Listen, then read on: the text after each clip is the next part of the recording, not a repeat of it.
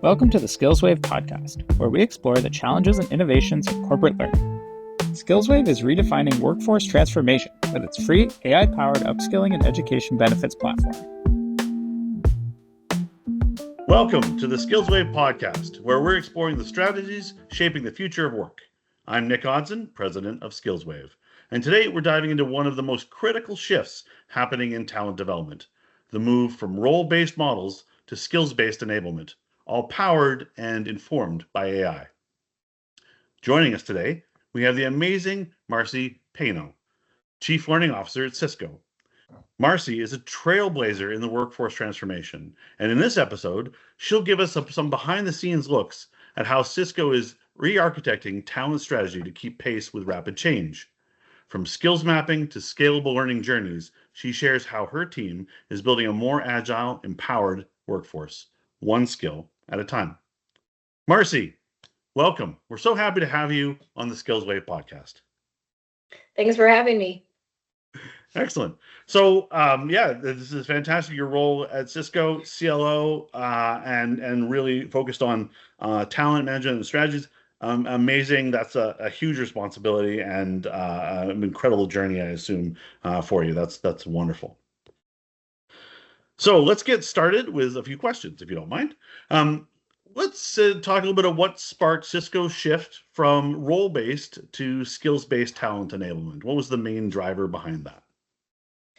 Yeah, so Cisco's on a bit of a culture transformation journey where we really are looking at, with the onset of AI and the speed that technology is changing the way that we lead and learn and work in the workforce, really looking at how do we prepare our workforce to be more agile, to be more adaptable, to be more open to learning from experimentation and kind of failing fast to learn faster.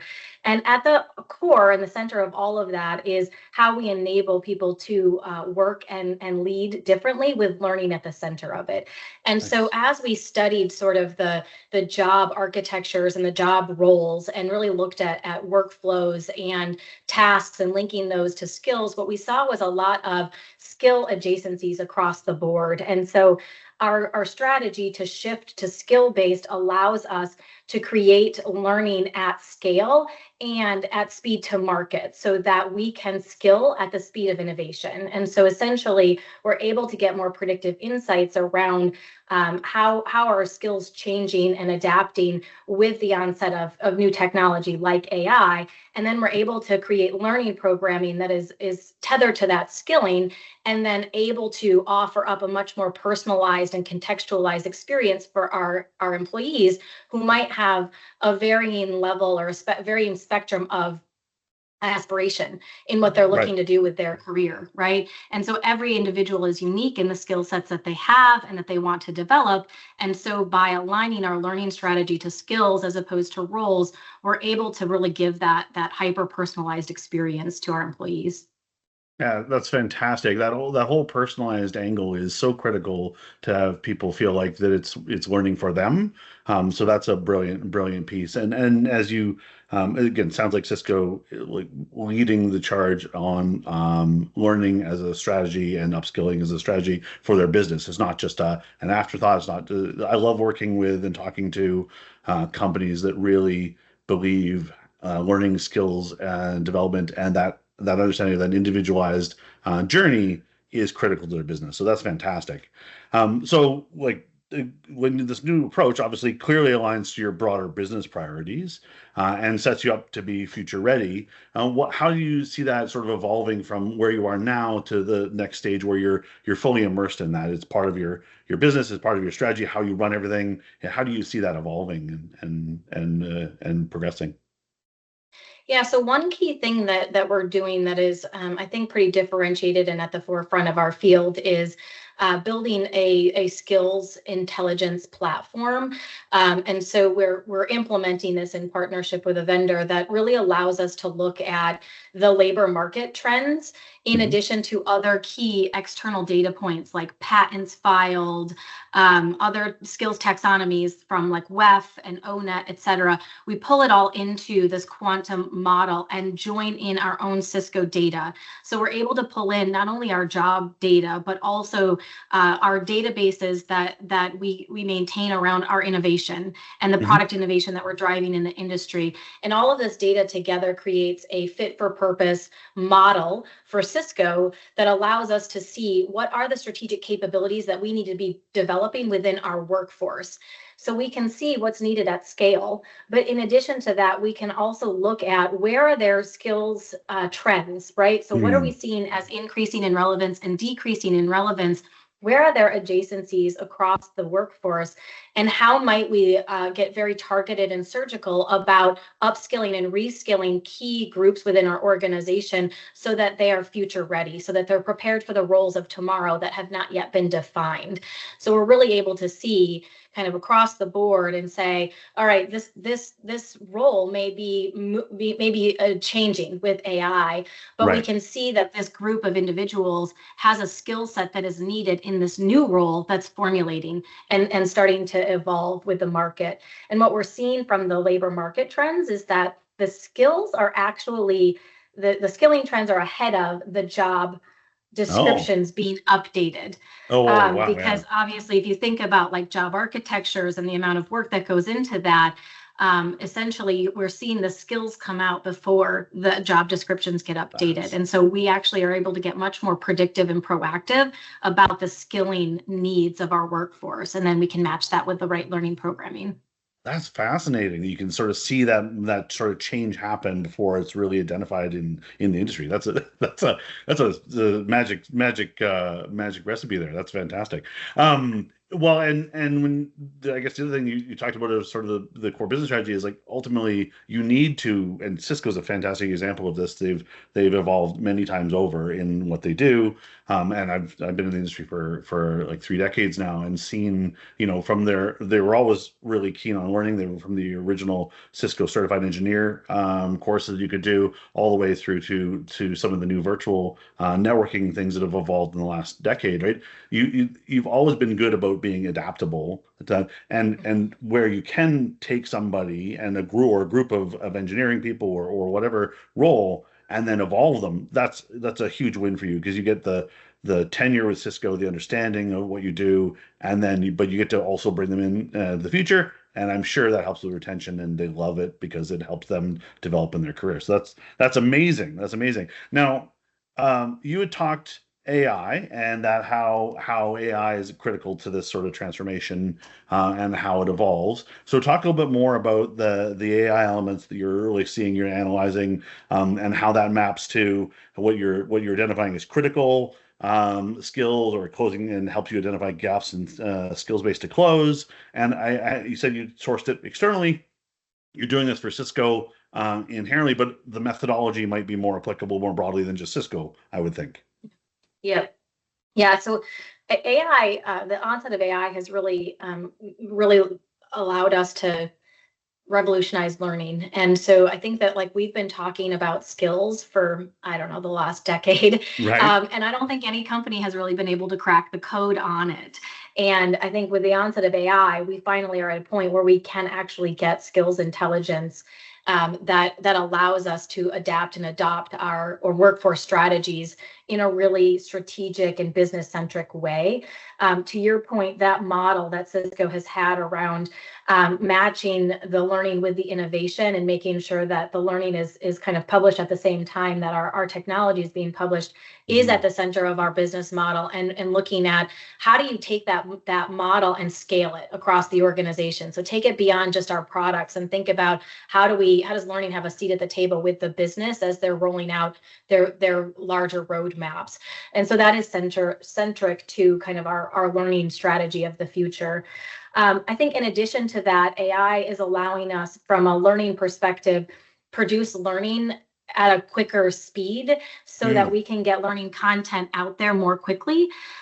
Also, we talked a little bit about being able to kind of study the skilling trends of the marketplace and be able to be much more targeted about how we're pushing things out there and then delivering the personalized experience. The other thing that that we are leading, Cisco as a company, is an externally facing AI ICT enabled consortium, which is a group of tech leaders in the industry. And so we're joined by 9 other companies with the likes of Intel, IBM, Google, Microsoft.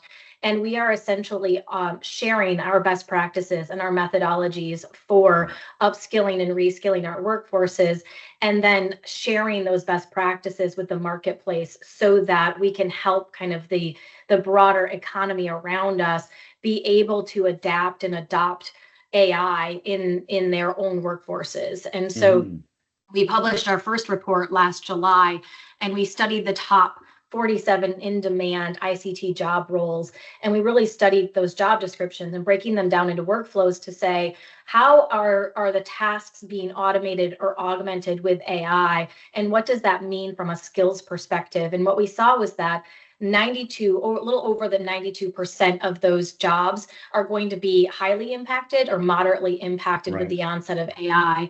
And what we saw was that there's new AI skills coming into the scene, coming into the fold, and also the lifespan of those skills is shrinking, right? Yeah, and so we talk a lot about like the technical skills. The lifespan of them is shrinking, whereas the more durable kind of human skills, the soft skills that make us uniquely human, are increasing in relevance, and the shelf life of those skills is actually much longer. And so we are looking at kind of like, how do we adjust our strategy so that we can develop those durable skills and disposable skills at the same time across our workforce. And then the consortium also basically created a catalog of learning recommendations across all of our companies. So things that we publish externally to help the marketplace around us be able to upskill and reskill in the skills of the future. And so that was all published last July. And now we're working on the next phase of work where we're actually expanding that catalog from roughly 80 recommendations, learning recommendations, to almost 200. And it will all be in a searchable catalog so that people can say, hey, I'm in this job role, or I need to develop this skill set. Oh, and then you can kind of pinpoint and target and find the learning that's available within the marketplace across our companies. So that's sort of a big, our external influence and impact in the workforce is also something that we are really prioritizing and investing time in as a company. That's fantastic. Well, that speaks to Cisco's values as a organization, right? That no one is successful in isolation. So you work in a broader ICT ecosystem. How do we do it? And what are the common things you see amongst those consortium partners? Yeah, that's very very forward thinking and altruistic, which is great because frankly, it's a problem for the planet. Like we're going to be suffering these challenges. Your highlight on the diminishing timeline for which skills are relevant, I've never seen anything like it in like the history of IT, right? It's just so rapidly evolving on both ends about what is expected of you as a job and how much AI is commoditizing some core skills. So yeah, no, that's incredible. So I look forward to spending more time looking at some of the findings from that consortium. That's great work. I'm thankful that you're making it available to the public. You sort of answered a little this largely just now, right? What are the practical elements of how you share that skills intelligence being used to develop and guide work at scale? Ultimately, that consortium is one of the vehicles you're using to do that, to try and make sure that you have that broader impact. Also, I guess that would help Cisco in not just with upskilling, but with talent recruitment and finding new people coming into the workforce. They're going to be potentially better aligned to what you need out of the gate, and you can identify where those gaps are and rapidly skill them up. So that sounds like it's a pretty excellent strategy for bridging that skills analysis into a practical impact to scaling up everything you're trying to do. Yeah. Cool. Excellent. So when you're thinking about other people in the industry, like CLOs, HR leaders, business leaders that are doing this, like other than obviously following the work that you're doing at Cisco, what are the kinds of things that we can prepare for that help us make our workforce future ready, right? It's obviously what we're at SkillsWave trying to do is, again, trying to close that gap, trying to help support employers upskilling their people. But what are the kinds of things you're seeing that an average organization should be thinking about and doing to really try and improve that maybe don't have the resources that Cisco does right this minute? Yeah, I think a big part of what we've been talking about is really understanding sort of the maturity curve around AI adoption within your workforce, and then being able to target your strategies based off of kind of where you are.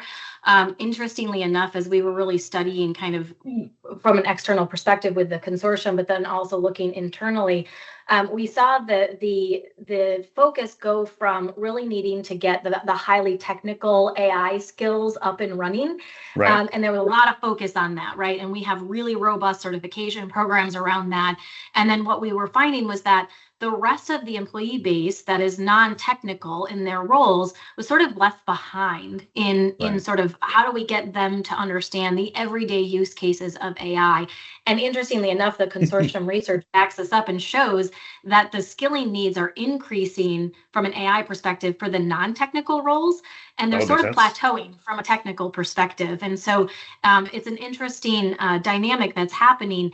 And so what we've done is we've created an internal AI for everyone formal learning program. It's self-directed, digital, and it's really highly experiential, and it helps employees kind of move up the maturity curve. And so we basically are like, hey, just start by engaging with it and understand just some like practical use cases of how you might use it in your everyday work, and then work your way up to the point where you are able to embed AI into your workflows. So you can analyze your own workflows, and you can say, hey, I can actually use AI here to take the administrative burden off of, these rote tasks, and I can spend my time and energy on problem solving, creative thinking, those more deeply human skills that we talked about. And so the program, the learning experience basically takes you through that journey and gives you practical experiences that you can put into practice immediately. So it's sort of like, here you go, here's a prompt, go test it out.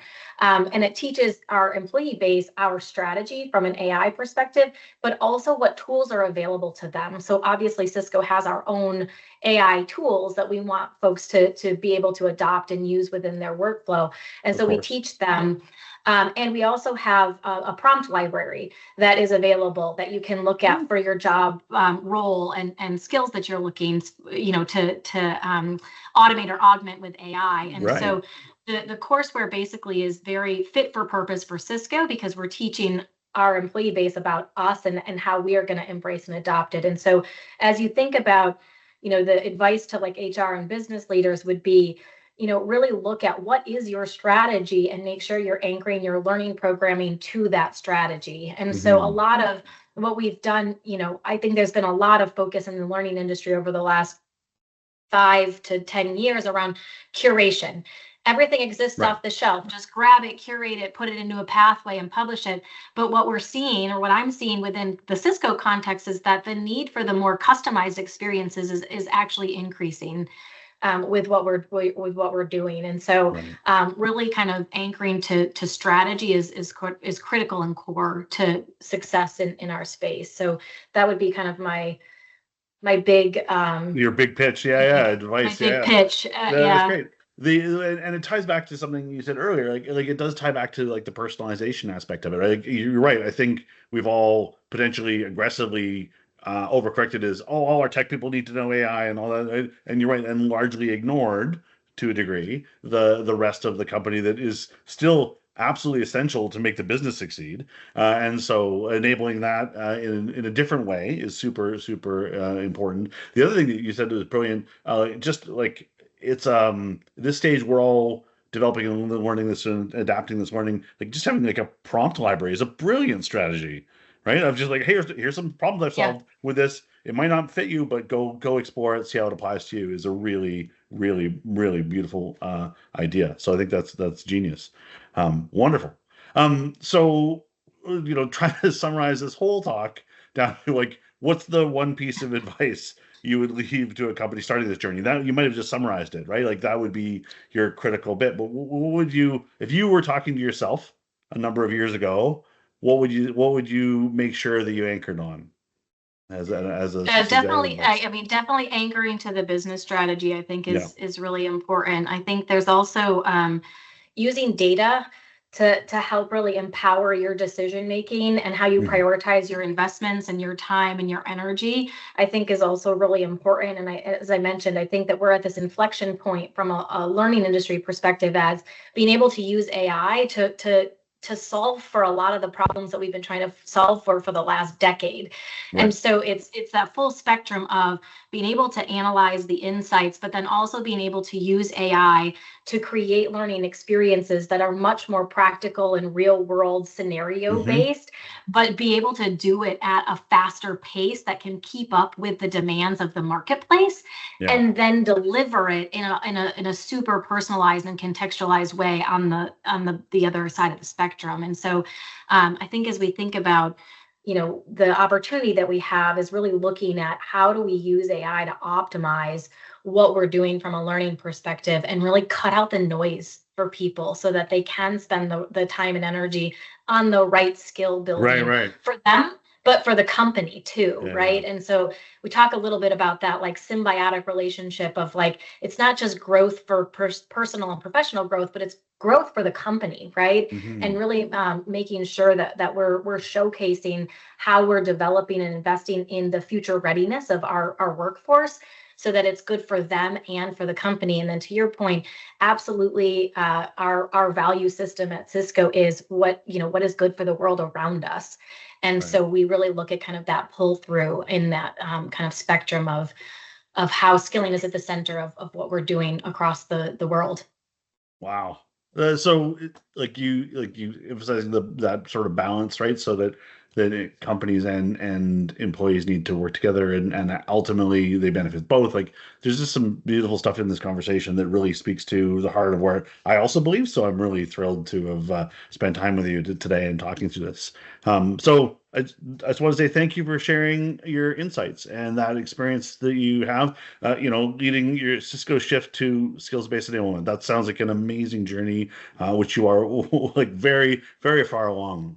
That's incredible. And, as we've heard, like we think about how we develop the talent isn't just really about just staying competitive or making sure we have the right fit of person for the job, but it's really how you enable and build that workforce to be really ready for what's next. So the insights you gave today are wonderful. So I'm thankful for those people who found this conversation today with Marci helpful. Be sure to subscribe and share it with your network.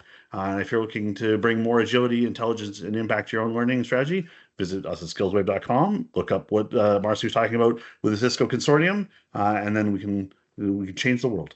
Thank you, Marci. Thanks for having me. Thanks for listening to the SkillsWave podcast. If you're looking to streamline how employees discover, request, and register for high-impact upskilling while making education benefits easier to manage, visit SkillsWave.com to see how the free-to-use platform works.